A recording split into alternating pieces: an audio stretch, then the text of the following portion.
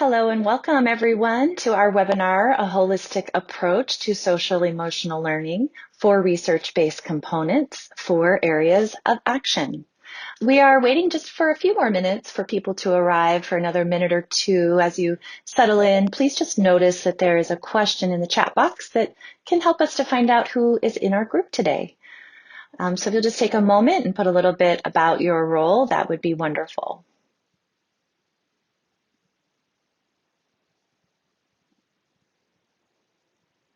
All right, thank you for coming, everyone, and for adding a quick word about your role in the chat box while you were waiting. I see that there is really a great representation of different kinds of educators that are joining us today. So thank you also, a big thank you to our hosts at EdWeek for giving us this opportunity to present and to have this conversation with you. We very much appreciate this chance to take the next hour together. My name is Jennifer Sanderlin. I'm an Education Partnerships Regional Manager, and I'll just serve as a host today for our presenters who are going to share a lot of wonderful information with you. So let's start with our agenda. Before we begin, though, I do want to start with an acknowledgement that Committee for Children is located in Seattle, Washington, on the unceded traditional lands of the Coast Salish peoples. Our offices specifically sit on the land of the first people of Seattle, the Duwamish tribe. As we honor the Duwamish people and their ancestors, it's also important that we consider our place in the past, the present, and the future history of the Indigenous peoples of our region, as well as how we can best support them. So this presentation today is about taking a holistic approach to social-emotional learning for research-based components for areas of action. We have that 1 hour together today, and our objective is to give you what you need to build some specific intentions around taking a more holistic approach to SEL.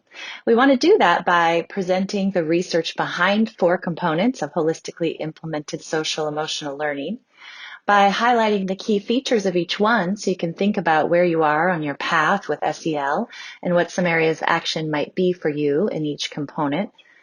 After we go through all 4, we'll hear a district level perspective that will give some additional ideas. And we will finish with some final thoughts, some resources, and we'll save some time at the end for question and answers as well. But first, let's start with introductions. I'd like to go ahead and invite our presenters to introduce themselves. Thank you, Jen. Hello, everyone, and welcome. I'm Andrea Lovanhill, Chief Executive Officer of Committee for Children. I'll share more about our work in a moment, but first I'm going to let the other presenters introduce themselves as well. Tia, would you like to go next? Sure. Hi, I'm Dr. Tia Kim. I am the Vice President of Education, Research, and Impact at Committee for Children. And then I'll pass it on to Alicia. Hi, my name is Alicia Erwin. I am an administrator in the MSD of Wayne Township. So currently, I am leading our virtual program for K-6 students. We have almost 1,900 students doing our K-6 virtual option this year. Thank you, Alicia. And we're going to look forward to hearing more about your work at MSD of Wayne Township a little later on. But before we get started on our topic, I want to briefly share just a little bit about our organization, Committee for Children. So Committee for Children is a nonprofit based in Seattle, Washington, and our mission is to foster the safety and well-being of children through social-emotional learning. We're pioneers in this field, operating since 1979.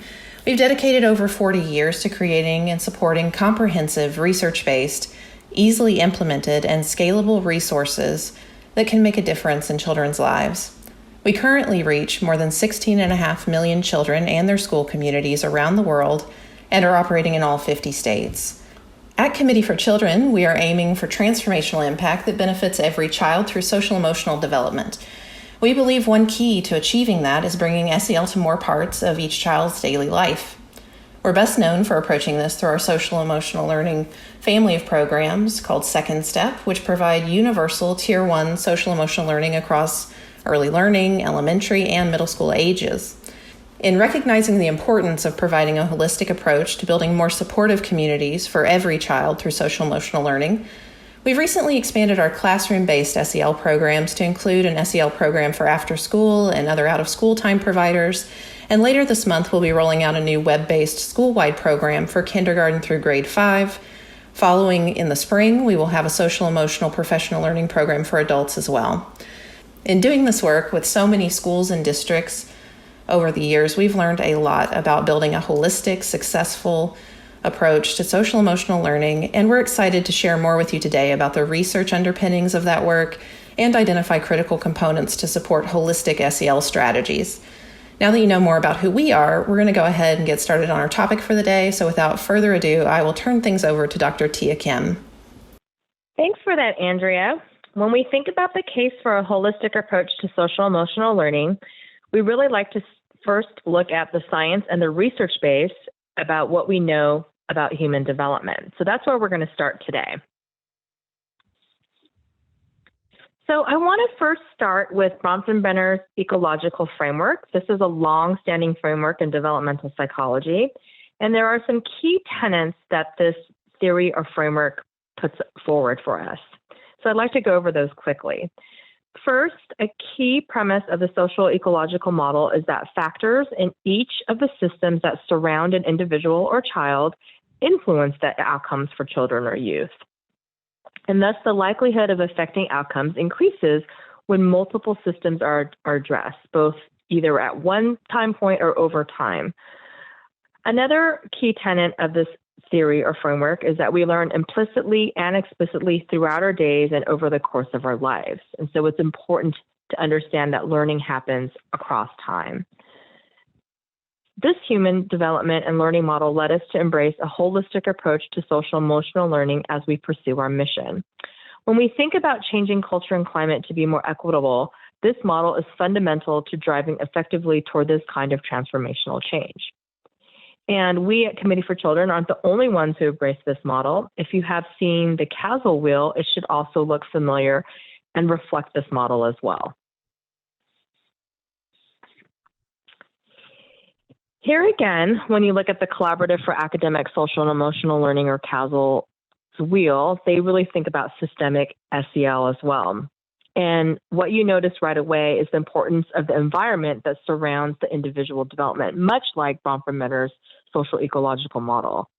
The CASEL framework also asserts a systematic approach that emphasizes the importance of establishing equitable learning environments and coordinating practices across multiple settings to enhance all students' social, emotional, and academic learning. It also explains that it's most beneficial to integrate social emotional learning throughout the school's academic curricula and culture across the broader context of school-wide practices and policies and through ongoing collaboration with families and community organizations. CASEL also explains that while SEL alone will not solve long-standing and deep-seated inequities in the education system, it can start to create the conditions needed for individuals and schools to examine and interrupt inequitable policies and practices, creating more inclusive learning environments and revealing and nurturing the interests and assets of all individuals. We believe at Committee for Children that when talking about social emotional learning, our work should really start with the child as the focal point. That's why we talk about holistic SEL, which contains in its meaning a surrounding aspect, a 360-degree approach with the child at the center.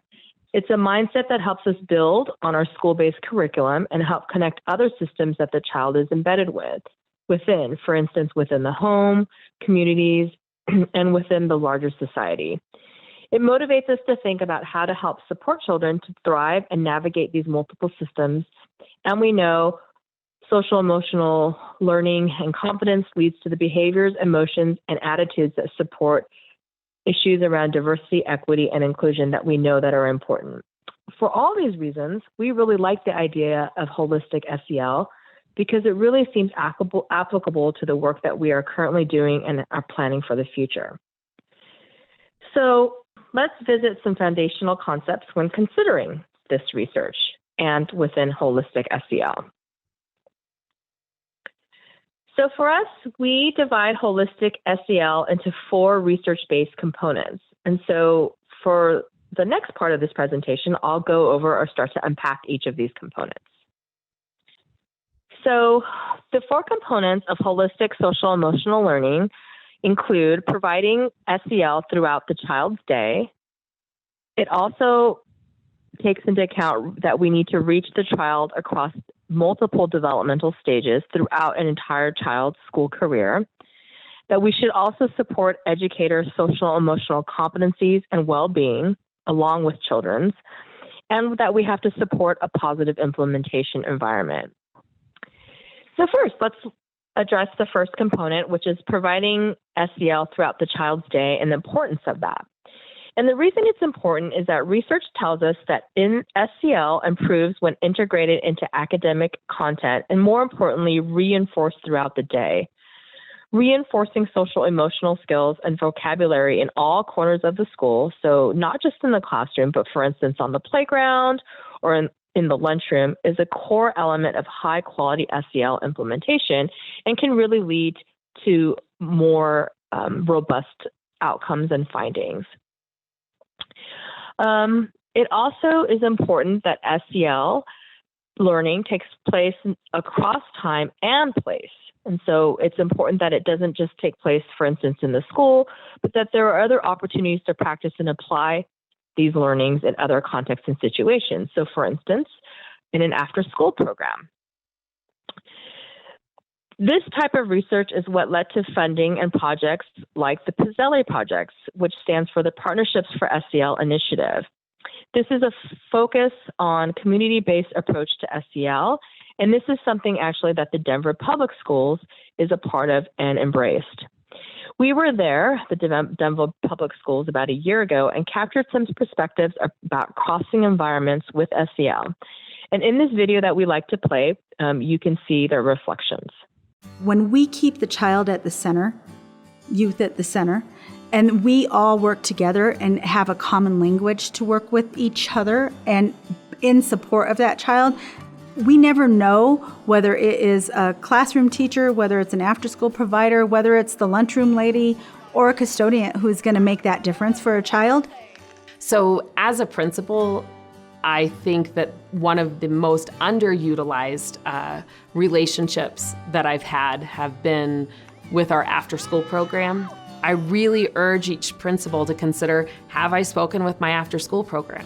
I think it's important to follow up in the after-school program with what they're doing during the school, because sometimes the kids only pay attention to what they're learning at that moment during school, and after school they forget until they come in the next day. So it's important, so they're practicing that for the full day. I have a lot of kids come in and tell me, Miss, at home I was practicing my mindfulness, or I was practicing my mind powers and stuff like that. So I think it's really cool. Our students deserve to see how social emotional learning can impact their lives at home, in after-school programs, in PE, music, and art, at recess.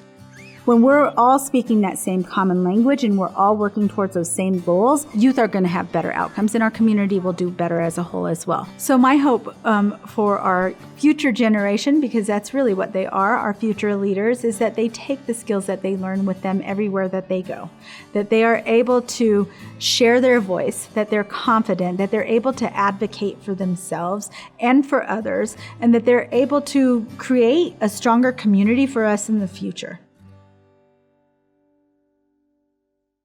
Thank you, Tia. Thanks for watching that, everyone. Now that you've looked at the research and heard from our colleagues in Denver, let's bring forward some key features or indicators of SEL reaching the child throughout their day. As we do so, please think about whether you're already doing this, what steps you would like to take to incorporate these aspects into your implementation of SEL strategies. Feel free to share in the chat. I'll frame these as questions, and that'll help prompt some of your thinking.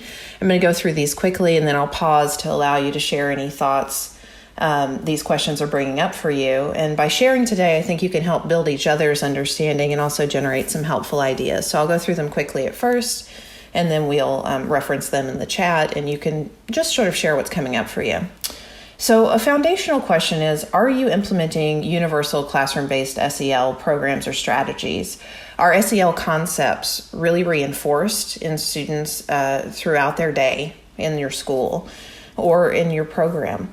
Do the out-of-school time programs you run or those connected to your school communities have research-based SEL programming? How are you communicating to families about SEL to reinforce social emotional learning and development at home? And finally, have you made the connections necessary to promote a common language and coordinated approaches within and across the different settings where students are learning and engaging with each other and adults? How intentional are you now? How could you be more intentional? Hopefully those questions spark some thinking about your own situation. We're going to allow for just 1 minute to pause here and look what's coming up for you. And you can add that in the chat. So again, universal SEL in the classroom, things reinforced with students throughout the school day, connections with out-of-school time or after-school providers around research-based SEL programming, family communication, common language and coordinated approaches across settings. What's coming up for you there? Okay, so let's move on to the second component. Tia?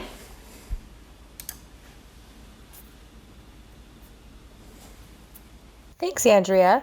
So the second component is really thinking about the importance of SEL reaching the child across their entire school career. And why that's important is that we know through a lot of research that social and emotional skills developed early in life predict those developed later in life. And we also know that developing social emotional skills earlier in life leads to better outcomes long term. So it's really important to reinforce these skills throughout a child's lifetime.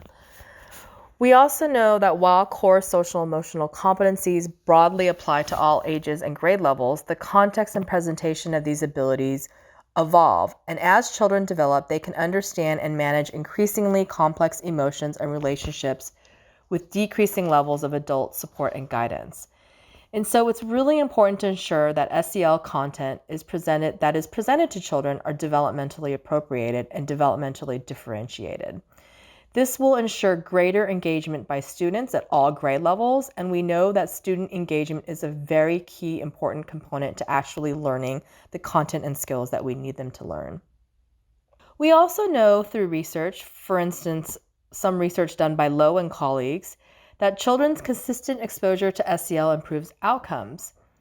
In Lowe and colleagues' study, they found that children participating in the Second Step elementary program who received more lessons in one school year experienced greater gains in SEL and lower levels of disruptive behavior than those who received fewer lessons. And we also find similar results in studies of other SEL programs. So next, I think then Andrea is going to move on to have some features that we can think about when thinking about teaching SEL throughout a child's school career. So again, as you think about where you are in this component of holistic SEL, I'll just ask you to ask yourselves whether or not you would like to have these indicating features as part of your implementation in support of holistic SEL. So we called out two, and I'll pose those as questions. Does your SEL approach include regular use of student-facing explicit SEL over the course of each school year? Are those student-facing materials developmentally appropriate for students across their school career from early learning through high school? Is the material differentiated and effective at engaging children? EducatorSEL is also a vital part of holistic SEL. This time, let's start with a video so we can envision what EducatorSEL or educator training around SEL looks like in action before we visit the research base about why this component is so important.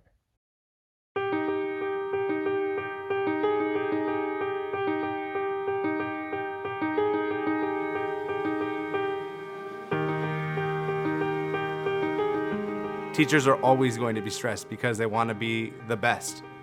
Teachers have to do everything. Teachers have to work extra hours. Teachers have to plan, prep, grade. Teaching has always been a stressful job, but right now it's off the charts.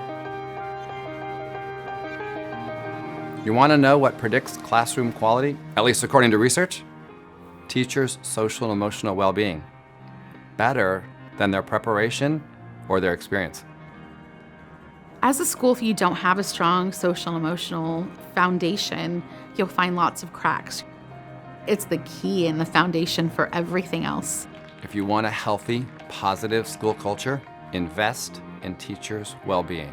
When teachers' emotional and social needs are met, They establish a really positive learning environment for their students. Teachers want to work in an organization that's supportive and growth producing. My staff is my number one priority. I have to make sure they feel successful, and the only reason my school can be great is because I have the teachers that make it great.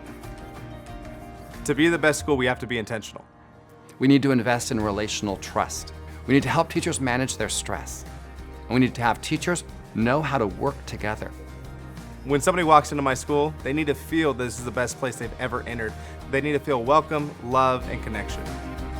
If we take care of the grown-ups, they will take care of the students.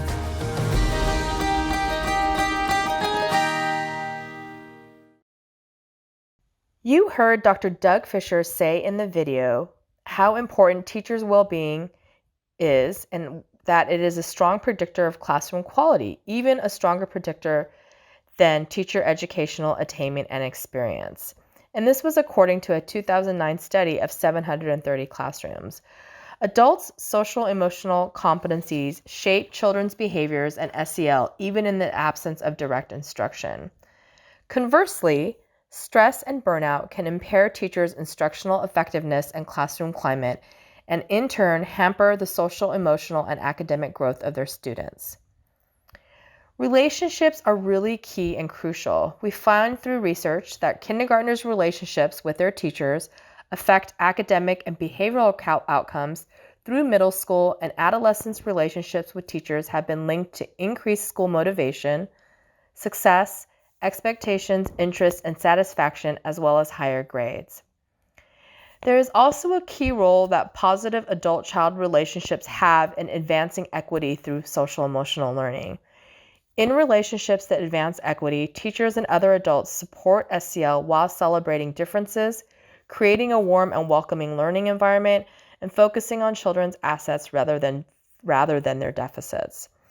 So through a lot of research, we know how important that adult SEL is in fostering not only the social emotional competencies of children and students, but also creating a really warm and inclusive environment that can help them all thrive. Yes, thanks, Tia. So again, going from research to implementation features, as you think about where you are in this component of a holistic SEL, ask yourself, do you have development and supports in place for the social emotional learning and well-being of the adults who are working with students? Does your adult-focused SEL strategy provide both professional learning and ongoing practice of these concepts over time? Do you have staff training and supports to help educators develop positive relationships with children and with each other? What are you doing to help adults grow competencies and employ behaviors that create a culture of belonging and safe, supportive learning environments? Great, thanks. So the last component is really thinking about how we can support a positive implementation environment. Implementation fidelity really is key into producing positive outcomes. And so let's dive into a little bit about what the research says about this.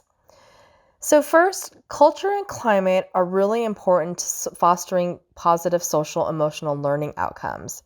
They're often considered a foundational element in SEL program implementation. Research has found that teachers working in schools with more positive cultures rated the quality of the delivery of their SEL program higher and used more supplementary materials. It's also a critical key component of building more equitable environments. Next, children in classrooms with a more positive supportive culture showed greater gains in social and emotional skills along with cognitive skills. And so again, it really shows the importance of fostering a positive and warm culture and climate within the school. Next, it's really important that implementation happens school-wide because it's more likely to create a common language in all of the school spaces, and it's more beneficial to school culture and climate than implementations that bring SEL to just a few of the classrooms within the school building. A third really important component to fostering a good implementation environment is principal support. We know through research that leadership support is key in ensuring that implementation of an SEL program goes well. And lastly, high quality implementation leads to better outcomes. Through a meta-analysis of more than 200 elementary, middle, and high school SEL programs, it was found that high quality implementation at sites where this happened, those were the sites where SEL program was embedded in school culture and consistently used and reinforced across contexts. These were the sites that found the highest level of student academic gains and were twice that of students in low quality implementation sites. There were also reductions in conduct problems and reductions in emotional distress in those sites where there were high quality implementation. And there are other studies that have found similar results. So again, it really highlights why having high quality implementation and good implementation fidelity of programs is important. And then Andrea, do you want to talk about some of the features of high quality implementation and what that looks like? Thanks, Tia. There are a number of things that Dr. Kim highlighted from research that contribute to a positive implementation environment supporting holistic SEL. For this component, some questions that I think you should be asking yourself are, what would you like to have as features in your implementation? So is your implementation school-wide? Are you reaching each child and providing them with relevant support and growth opportunities? Does your implementation environment benefit from having engaged district and school leadership? Do you feel leaders are investing time and attention on this? Do they have the supports that they need to do that? Do you have intentional systems and structures to support climate and culture? So some examples of that might be positive behavioral interventions and supports or classroom assessment scoring system, those things that improve learning environments and lay strong foundation for research-based SEL program implementation. So think about those questions. What are some steps that you might take to build holistic SEL implementation that you'd like to share with others? So please share freely in the chat about these things that are coming up for you.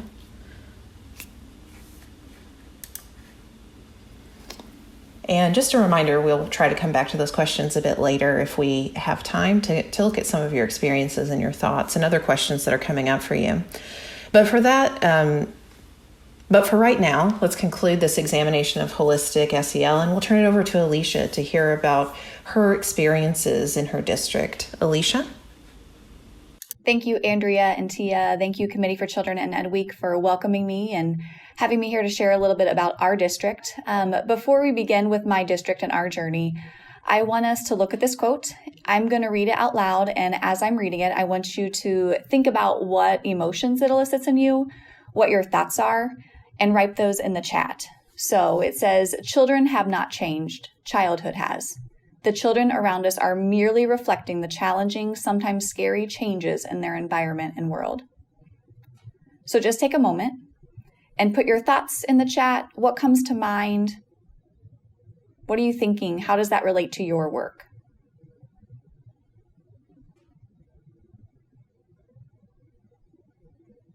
So to give you a little background on myself and my district, the MSD or Metropolitan School District of Wayne Township is in the city of Indianapolis, Indiana. We are one of 9 metropolitan school districts around the city. With that, our enrollment is high with almost 16.5 thousand, 16,451 students. We are an incredibly diverse community, and we pride ourselves in that and being able to support all students. So we have 72% students of color, and honestly, we speak over 72 different languages as well in our district. Our job is to support all students in all environments and help them to reach their success. With that, we have a high number of students with disabilities, and that's because students are coming to our district because of the supports that we offer for them. Just a little more. Over the last 15 to 20 years, our district has really shifted from a majority of white middle class to more of a BIPOC, so Black, Indigenous, people of color. With that, we've seen changes in the supports that we need to provide students. And that really started the catalyst of what does it mean to bring SEL into a district and why? Why do we bring it into Wayne?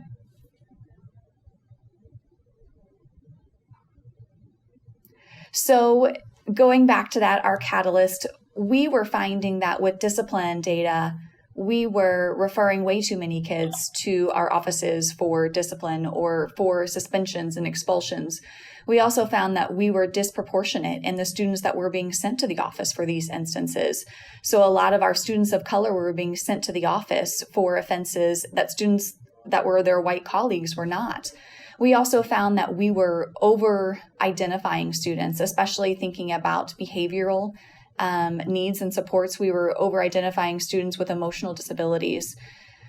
We spent a lot of our time and effort reaching those tier 2 and those tier 3 kiddos who struggle with interacting with students, interacting with their peers and their colleagues, interacting with adults in the building in general, but also then that initiation, that work completion, the responsibility aspects. So we were spending too much time and effort in those areas and not enough time in building and developing skills. Well, we wrote a grant about 4 years ago with the Fairbanks Foundation here in the city of Indianapolis. And with that, we got a grant, a significant grant where we were able to purchase the second step curriculum for our elementaries and do a 3-year rollout. In Wayne, we like to go Wayne speed and go and do things quickly, but in our rollout, we wanted to be intentional about the supports we were offering. With that, for year 1, we rolled out the SEL curriculum and supporting adults with 4 of our elementary schools plus our alternative school. And thinking about why we chose our alternative setting, it was to make sure that when students transition in and out of that alternative school based on their needs at the time, they would have a seamless transition for social emotional skills, because we know students with our highest needs, our social and emotional needs, or students with emotional disabilities, we would be able to support them in both environments. Then year 2, last year, we added 4 additional elementaries. This year, we have rolled out, even in our pandemic year, with 3 remaining elementary schools, plus our preschool. We think it's incredibly important to build that foundation starting at our preschool level. So I'm going to highlight really those 4 holistic components that both Andrea and Tia highlighted earlier, and think about what has our role done to address each of those, and what are our goals? Because by no means do we think we're perfect. We are on this journey, and we will be for a long time, to support our students and make them the best they can be. So when we think about SEL throughout a child's day, it was really important for us to start with daily morning meetings. With this, we infused the second step curriculum and then more of a restorative practices or morning meeting approach, so that we could build that foundation, we could build those relationships in our classrooms. We wanted to make sure that was available for all students at all times. With that, we also worked on implementing the curriculum and having those lessons be implemented with fidelity. And us as leaders, as coaches, we were tracking that and are still tracking that as we continue through the process of this rollout phase. We have worked to send home those home links. One thing we've been able to do with our home links is we've been able to send them out through something called Parent Square, which is our communication with our families. Knowing that we have families that speak over 72 different languages, we wanted to make sure that that was accessible for all. So a lot of our building leaders have been sending it out through that app, which actually translates the information. So we're able to get that into more people's hands because of the translation piece. We also have built a common language, which was provided a lot with the second step curriculum, thinking about how do we use the same vocabulary, the same words, being assertive in first grade. Can I use that in 6th grade? Yes, and I should, because it's taught throughout the entire span. And then we've really looked at developing more of a restorative practices approach and mindset, where we work 100% of the time to build relationships, and really only 10 to 15% of our students should have to work through those more challenging repairing relationships. And then the hope that rebuilding relationships, those tier 3 offenses, are done in a mediating way, but it really is only affecting 1 to 5%. And before we started this work, we found that our pyramid was almost flipped. We were spending way too much time repairing and rebuilding relationships, and not enough time developing those relationships. So when we think about SEL being developmentally appropriate over time, this is a scope and sequence that we have put together, or I have put together using the Committee for Children Lessons. We in our elementary schools are kindergarten through 6th grade. So as you see on this scope and sequence, this goes from actually preschool because we're now implementing preschool, but it goes up to 6th grade. As we look at the color strange, you can see it's the same foci for each of those groups. So all of the blue, those are looking at the same skills. And what happens is going from preschool to 3rd grade, they're going to build upon that same skill and strengthen it and maybe hit upon new attributes of that skill that a 3rd grader might face that a preschooler may not. The 6th grade is a little different. Their lessons are geared more toward middle school. And we were able to do that and bridge that gap to build that support for students entering our 7th and 8th grade centers.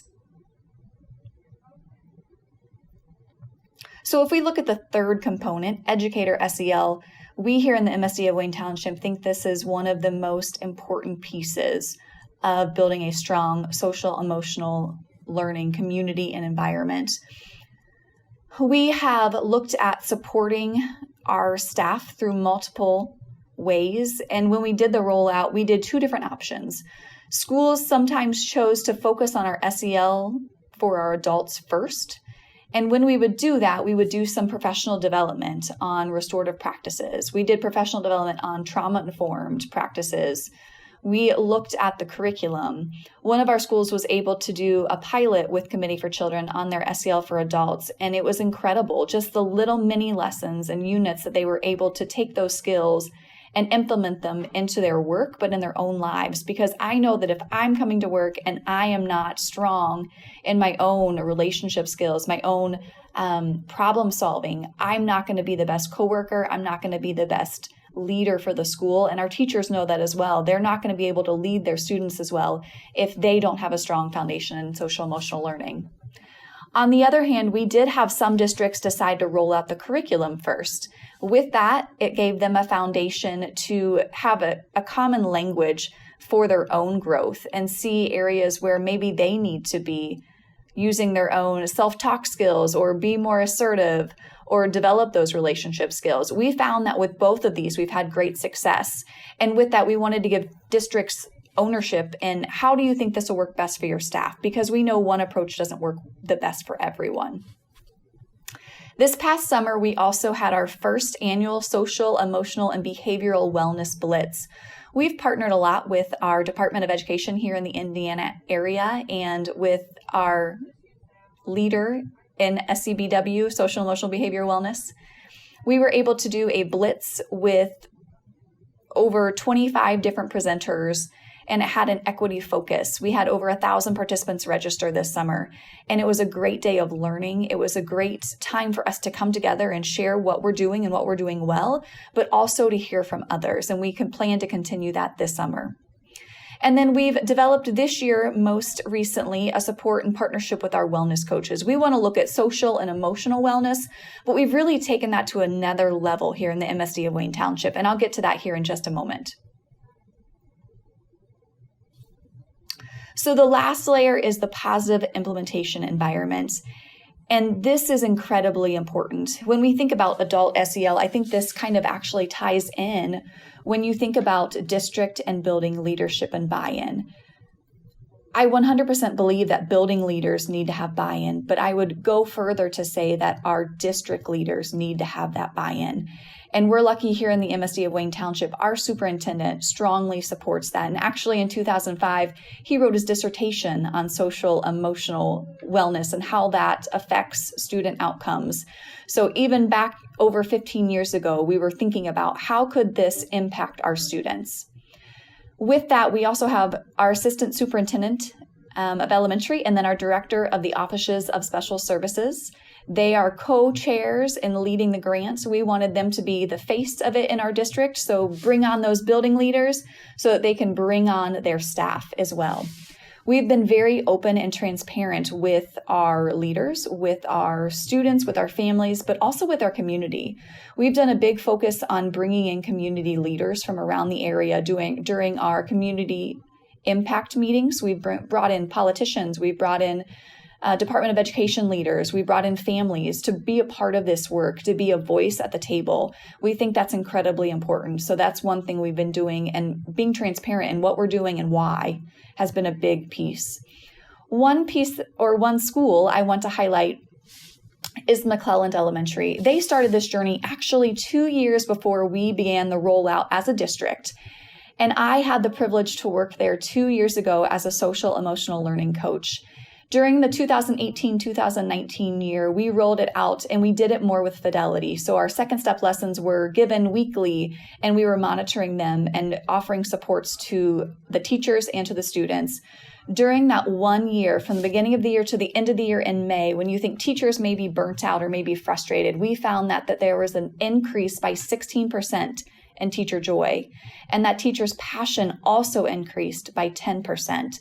Because of the supports we were giving to them as staff and to their students. We were giving students a voice and we were giving teachers a voice to advocate. This year, they were actually recognized as a National ESEA Distinguished School. It's an honor to recognize Title I schools. And when I was talking to the principal about this, she was very adamant in mentioning that one of the key reasons they were nominated, only 50 schools in the entire nation, is because of their decrease in discipline referrals. And that was one of our key catalysts at the beginning of this rollout, is how can we decrease discipline referrals and that disproportionality? And McClelland has been able to do that through the supports they've offered. With that, I would like to show you a short video from the Peace Learning Center. We have partnered with them. This is actually a video taken filming with McClelland Elementary staff and students. So I'd love for you to hear a little bit about their journey and why they think both restorative practices and social emotional learning are important.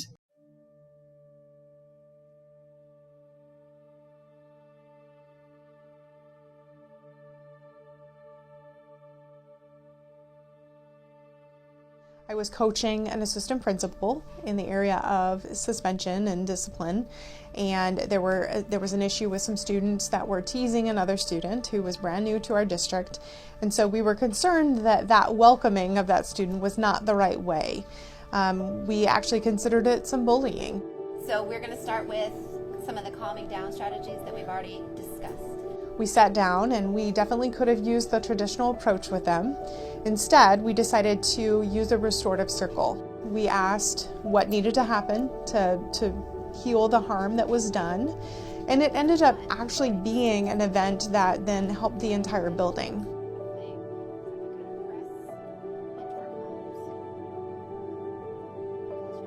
Before, if there was a problem, it may just be a discipline issue and a student may serve a consequence and then we moved on. But with restorative practices, we go back and repair the relationship and the harm that's been done. And what I see is that they're not making the same mistakes over and over. And they are very serious and very proud of changing for the positive. Inhale. And exhale. The thing that I'm most proud of is that my students are taking what we've learned in our classroom and implementing these things at home. And they are actually teaching their adult parents how to manage their emotions and how to regulate their feelings and kind of be the teacher to them. Another one we tried yesterday. Close your eyes. And we thought of 4 things that we can feel. I used to view mistakes as something that can be always fixed really easily. But now I'm feeling that they're not that easy because you have to go through steps and you have to get both the people to agree on the solution. I learned that I can help people and I'm not just a person sitting in the classroom all day. We talk about our kiddos having so many backpacks and so much in their backpack that they're carrying, so much of it being invisible. And that's something that we've really tried to help our students understand that, if you hurt someone, you're carrying that around and they're carrying it around. And it becomes so heavy that anytime you have an interaction with that same person, it's the weight of the backpack that's colliding. It's not even the two of you any longer because you've held that grudge for so long.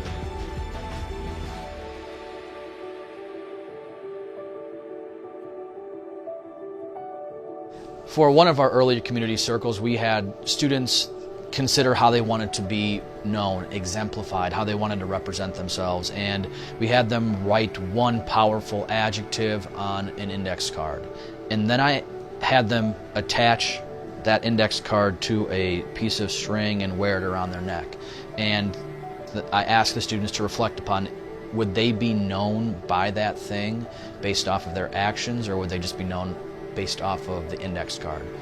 It was impactful and influential and a good experience to reflect for those students that are, especially in 6th grade, that are very concerned with how they're perceived and their reputation, to really consider, does my vision line up with my actions? Do those two things line up? Is my perception the reality? There is an alternative to suspensions. There is an alternative to restraint, seclusion, all of those traditional approaches to trying to fix the right now. This actually teaches skills that our scholars are going to use for the rest of their lives. One of my colleagues always says, children haven't changed, childhood has. We have to be those teachers. We have to teach them that there is a positive way and there's a way to heal. It's not about getting rid of consequences. It's making them more aware of consequences, making the consequences more realistic and relevant, and having them work through it so it doesn't happen again. It's about restoration and not just punishment that gets you nowhere.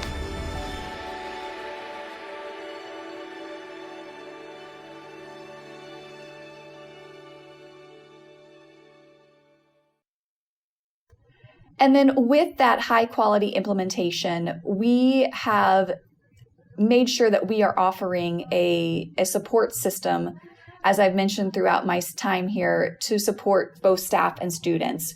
We have right now in our district 3 social-emotional learning coaches at the elementary level. They work to support our staff. They work to support our leaders. We also have 2 behavioral wellness coaches that work to support more of our challenging students in areas. We've been progress monitoring students, staff, and families with surveys. We have done 2 surveys a year to see what growth we have made and what areas we need to continue growth in. We've also been reviewing and reflecting on our discipline data, knowing that this past year, the discipline data is not going to look the same, and we may have to look at it a little differently. But we've still been able to do those surveys to think about what can we do to help support you. Even for our at-home learners, we've been doing those surveys and leading these lessons to support them. We've partnered also with our Cummins therapist. We do not have counselors in our school, but we have partnered with Cummins Therapy. That is an outside counseling and therapy service, and they come and support students in our school, and we make sure we have open communication with them. And then we've also been intentional about bringing in high quality professional learning for our staff. And most recently, we've partnered with Dr. Adam Sains, who supported Wayne and participated in our Wayne Professional Development Day, but then also did some PD just for our staff. We know that we have made a lot of progress over the last 3 years, but there is still a lot more that we want to accomplish. As you notice in my talk, I really focused on more of that preschool through 6th grade model. It is because we are yet to build it out and roll it out to our secondary. We have something called Impact in both our 7th and 8th grade center and then our high school, which is a time, almost like a homeroom time, where we have some lessons where we can focus on social emotional skills. But for the last couple of years, we've had to focus more on pathways for students, because at the time of this rollout, we also rolled out in the state of Indiana pathways for graduation. So we wanted to focus on that before we started looking at social emotional levels or learning at the high school level. With that, we are planning to bring them on next year. We're working on designing some lessons for that impact period, and then also hiring some social emotional learning coaches.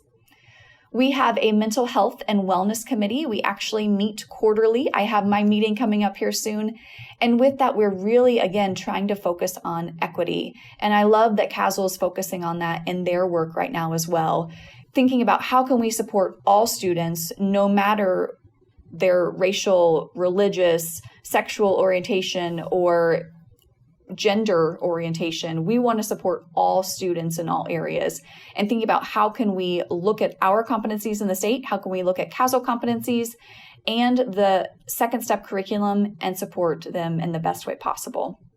We have our Be Wayne Well initiative this year, which looks at all 6 initiative goals. So we think about social, emotional, behavioral, mental, financial, and physical wellness. We want to look at all 6 of those areas for our staff, because if we focus on our staff first, that will trickle down to our students and our families. And then really thinking about our intentional goal of looking at the secondary level next year and looking at impacting our impact period, or focusing on our impact period, we're going to focus on the staff first. We think that's incredibly important to get in the mindset of what does it mean to be socially, emotionally well as an adult, and what does that do for me as an adult? How can I impact my students? How can I teach and support and provide skills for my students, even at the secondary level? Because I think sometimes we assume that they have the skills that they need to be successful, but a lot of times we find they've actually never been taught. So that is one of our main goals going forward. Thank you, Alicia. Bring in your experience in this context and this framework. And hearing the reflections that you have on that work is very helpful. It helps translate research to reality.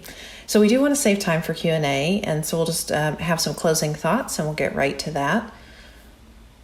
So now that we've walked through its components, I just want to revisit that vision and emphasize it's a shared vision that has evolved out of research that not only you've heard about, but the ongoing dialogue and partnership with educators that we've had for the past 40 years. And I'm inviting you to revisit it again as we get to the end of the presentation, because it might carry more meaning now. So after having delved into specific points of research, areas of action, and hearing Alicia's experience, I think that you have some context for having discussions within your own environments about how to bring well-implemented holistic SEL to your students. And it's a model that has also guided a significant expansion of our own programs in this year. So as you think about your takeaways from today and move forward, I welcome you to find out more about Committee for Children and consider how second step programs can help you be successful. So thank you, everyone, and we are now open for questions with the time that we have remaining, and Jen will facilitate that through the chat box. Okay, well, thank you, everyone, for all the wonderful questions that we're seeing in the chat box, and thank you to Dr. Kim, Andrea, and Alicia. Our audience has been very engaged, and I'm so glad that we have a few minutes to answer a few of those questions. So let's see, we'll start with, there were a few questions during the presentation about teaching second step, but really SEL in general in a holistic way while in a virtual or remote setting. So could you say a little bit more about that, Dr. Kim? Sure. I think obviously there are a lot of schools that are having to be remote these days. And I don't think that hinders you from thinking about how to do SEL holistically. I think one thing to really keep in mind, and is really important during remote or virtual learning, is to create a really positive culture and climate. We talked a little bit about that as part of the framework in our implementation part of the presentation. But I think there are a lot of ways that teachers have been really creative about connecting with students and making sure that they stay connected with them throughout the school day and throughout so far the school year. So I think that's one way to do it. I think that you can also implement SEL programs. So for instance, with our second step program, we do provide some guidance on how you can adapt it for remote learning. So, and I know other programs do as well. And then I also think the teacher SEL component is also very important during these remote learning times. And we know it's added stress for teachers and educators on how to teach not only SEL remotely, but academically remotely as well. So it's important to continue to foster their well-being as well. And I know Alicia leads their efforts around doing SEL virtually and remotely. So Alicia, do you have, would you like to share some of the strategies that you all have been using? Sure. So with our program, I am the administrator for our Wayne at Home, which is our K-6 online virtual program. Right now we have about 1,800 students participating, kindergarten through 6th grade. And our teachers are still implementing the second step lessons that are doing just virtual. We have a combination of synchronous and asynchronous time during our day built in. Most of that synchronous time or whole group time where everyone is together, and we use Google Meet. They are doing that together online. That is the time that our teachers do our morning meetings and our main SEL lesson of the day. There might be activities that are reinforced through asynchronous activities, but really it is something that we have our teachers still doing in a remote environment. And especially with the program that Committee for Children has created, there are a lot of things like hand gestures and all of those things that teachers can then use going forward in their lessons. But it is something we think is incredibly important, and building that relationship is key. We know students are going to show up if they feel engaged and connected to their teachers, and that is especially important in their remote environment. Okay, thank you both for that. So next we have a few inquiries about SEL supports and offerings for secondary school, especially high school where it's proven to be challenging to know how to implement. So again, Dr. Kim, if you might just reply to that. Yeah, I saw a lot of great questions and discussion around secondary students and how a lot of the times the focus tends to be on younger students. And I think what I would like to reiterate that we said earlier today is that it's really important to foster and support social emotional learning and development throughout a developmental trajectory of a child. And so that means that fostering and supporting this during middle school and high school is just as important as doing it for younger kids as well. Obviously, there are less choices and strategies that have been proven to be effective during this time, but it doesn't mean that we should ignore this population. So, for instance, for Committee for Children, we'll be coming out, as you heard earlier, with an SEL for Adults program that's going to be released this spring. And it's really designed to support educators from kindergarten through grade 12.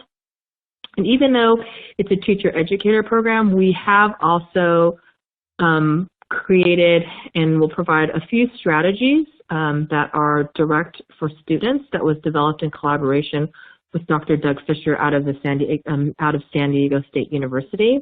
And so this could be a really good option for many districts, but we are also exploring other direct-to-student approaches that may be more effective in addressing directly the social emotional needs of high school students. So be on the lookout for that. Okay, wonderful. So let's see, another one. I want to try and get through a few more before our time's over.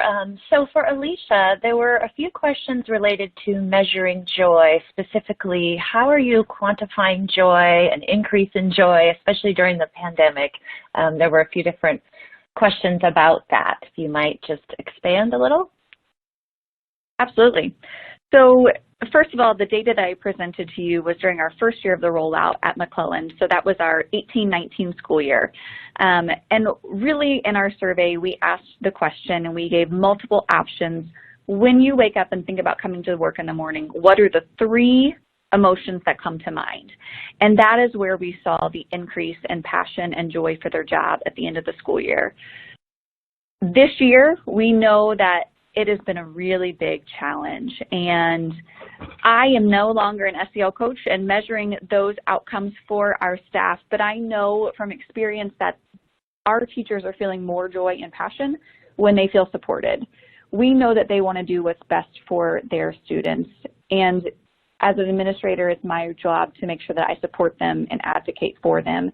And I think even more than that, our district is doing a great job of advocating even at the legislative level and making sure that our legislators hear that our teachers are valued and where we need to allocate those funds and the challenges that our families are facing. So I think that feeling of joy and passion will definitely increase when educators feel valued, heard, and respected in their jobs. Exactly. I couldn't have said it better, I think. So let's see. I think our last one for the presenters today is I'm seeing SEL and mental health in schools used interchangeably. The question is, my district keeps talking about mental health, but not really SEL. Do you think they're the same?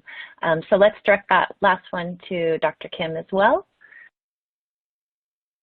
Yeah, I think this is a really great question. I think a lot of people think about this. I really like to think about SEL as one part of a larger comprehensive mental health and wellness approach. There's a lot of research that shows that the skills that we're teaching in SEL curriculum and lessons really help promote and protect and provide protective factors for mental health. So for instance, coping skills that we may teach, or relaxation techniques, or being able to self-regulate and manage emotions, all are tools and resources that can help address mental health issues or challenges that particularly may interfere with learning in a school environment. So definitely one component of a larger mental health initiative. Thank you. That makes a lot of sense. So I think that was the last of our questions. So I just want to quote one of our participants today. Sherry said in the chat that we need to give students the safe and supportive environment that many communities are struggling to do right now. And so I think that it really speaks to the work that all of you, our presenters, are doing, all of you as attendees are doing. And I want to say thank you for doing that work and for joining us today to learn how you might be able to do that better in your communities, wherever you may be. So I'll let you know just as we go that there is a copy of the PowerPoint presentation in the resources section along with our white paper. Those also include all the citations to the research that we have, and also some ways that you can get in touch with us if you'd like to learn more. We have lots of different webinars. You can always join us to learn more. I know there were lots of questions specific to Second Step and specific to the work we're doing. So I hope you will reach out at our website, cfchildren.org, or secondstep.org, of course, as well. And thank you once again to EdWeek for hosting us today. This has been really our pleasure. Thank you, everyone. Stay well, and we hope to see you again soon.